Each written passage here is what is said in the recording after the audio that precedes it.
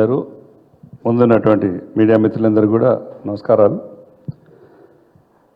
Kamareddy declaration 42% బీసీలకు reservation చట్టబద్ధత కల్పిస్తామని మాయ మాటలు చెప్పి అధికారంలోకి వచ్చినటువంటి కాంగ్రెస్ ప్రభుత్వం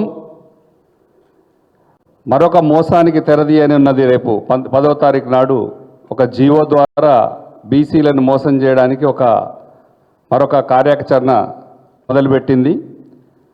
ఖచ్చితంగా దాన్ని బీసీ సోదరులందరం కూడా తిప్పికొట్టడానికి సమాయత్తమవుతున్నాం.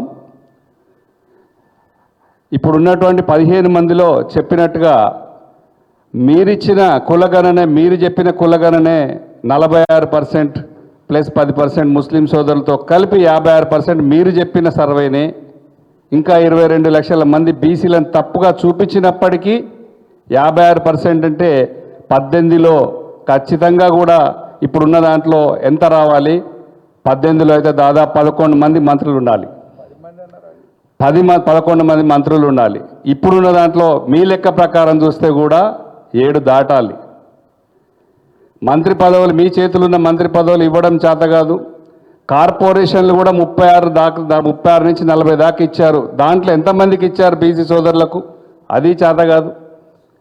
ఏది చేయకుండా మేము చట్టబద్ధత కల్పిస్తున్నాం, స్థానిక ఎన్నికలకు రిజర్వేషన్లతో పోతున్నామంటే మా సోదరులు, బీసీ సోదరులు, మహిళా సోదరిమణులు కూడా ఎవరు నమ్మరు. మాకు కేసీఆర్ గారు చెప్పారు 42% రిజర్వేషన్ బిల్లు పట్టుకొని వస్తే పార్లమెంట్లో మనకున్న రాజ్యసభలో అందరం కూడా సపోర్ట్ చేద్దాం, అఖిలపక్షాన్ని కూడా చేయండి అని మాకు ఆదేశం ఇచ్చారు కేసీఆర్ గారు. ఖచ్చితంగా కూడా మేము ఈయన ఎప్పుడు తెస్తాడా అనేది చూస్తే ఇక్కడి నుంచి తెచ్చేది లేదు, వచ్చేది లేదు, డైవర్షన్ పాలిటిక్స్ తప్ప. పోయిన గత బడ్జెట్లోనేమో 18 దాకా కార్పొరేషన్లు ప్రకటించారు. ఒక్కొక్క కార్పొరేషన్ బీసీ కులాలకు 50 కోట్ల చొప్పున ప్రకటించారు. కానీ ఒక్క రూపాయి కూడా బడ్జెట్లో పెట్టారు తప్ప ఒక్క రూపాయి రిలీజ్ చేయలేదు, ఒక కార్పొరేషన్ వేయలేదు, చెప్పలేదు. ఏమైనా పేరుకు మాత్రమే ప్రకటించుకుంటూ పోవడం తప్ప చేసేదైతే ఇప్పటివరకు ఒక్కటి కూడా ఏమి కనపడలేదు. మీరు మా అన్న చెప్పినట్టుగా తమిళనాడులో 69% చేస్తున్నారు బీసీలకు, ఇక్కడ చేయడానికి తప్పేముంది?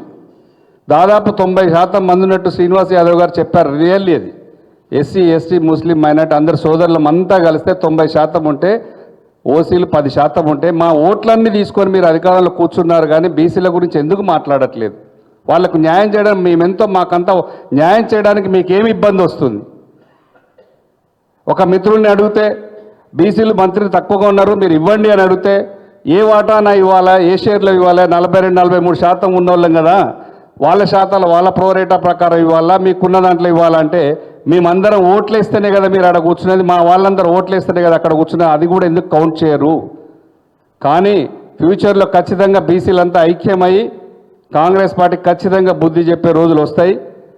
మీరు ఇప్పటికైనా మీ 100 మంది ఎంపీలు ఉన్నారు కాంగ్రెస్ పార్టీ అధికారంలో అక్కడ పార్లమెంట్లో, మీరు మీ ప్రెషర్ పెంచండి ప్రైమ్ మినిస్టర్పై. మేము సపోర్ట్ చేస్తాం. బీసీ ఒక బిడ్డగా మా కేసీఆర్ గారు సూచనలు ఇచ్చారు, పోరాడండి, మీరు సపోర్ట్ చేయండి అని.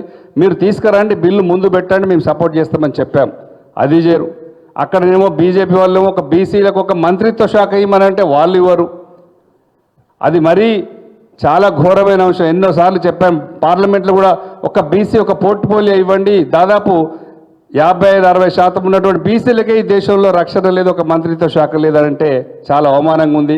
మీరు ఇవన్నీ ఖచ్చితంగా కూడా మీరు తీసుకురండి. చట్టబద్ధత ఈ జీవోలు ఇవన్నీ పనిచేయవు. పార్లమెంట్లో బిల్లు పెడితే తప్ప కాదు. ఇది మా బీసీ సోదరులందరూ చూస్తున్నారు. చట్టం చేసి విద్య ఉద్యోగ అవకాశాలలో కూడా చట్టం చేసి మీరు ఇవ్వండి. మీరు అన్నట్టు కార్పొరేషన్లు 50 కోట్లు అంటారు, అది 50 కోట్లు కాదు. ఎన్ని కోట్లు ఇస్తే కూడా తీరది బీసీ సోదరుల రుణం. బీఆర్ఎస్ పార్టీ ఎంత చేసింది బీసీలకు, ఎంతమందికి అవకాశాలు కల్పించింది? ఇవన్నీ చేయకుండా, మీ చేతులునే చేయకుండా పైకి మాత్రం మాయ మాటలు చెప్పేసి కాలం వెలిబుచ్చేదే. ఈసారి కుదరదు. ఇక మా సోదరులందరూ కూడా అందరం ఐక్యంగా గట్టిగా పోరాడతామని చెప్పేసి దీన్ని నిలదీయడానికి మాత్రం బీఆర్ఎస్ పార్టీ ముందుంటామని తెలియజేస్తున్నాం. Thank you.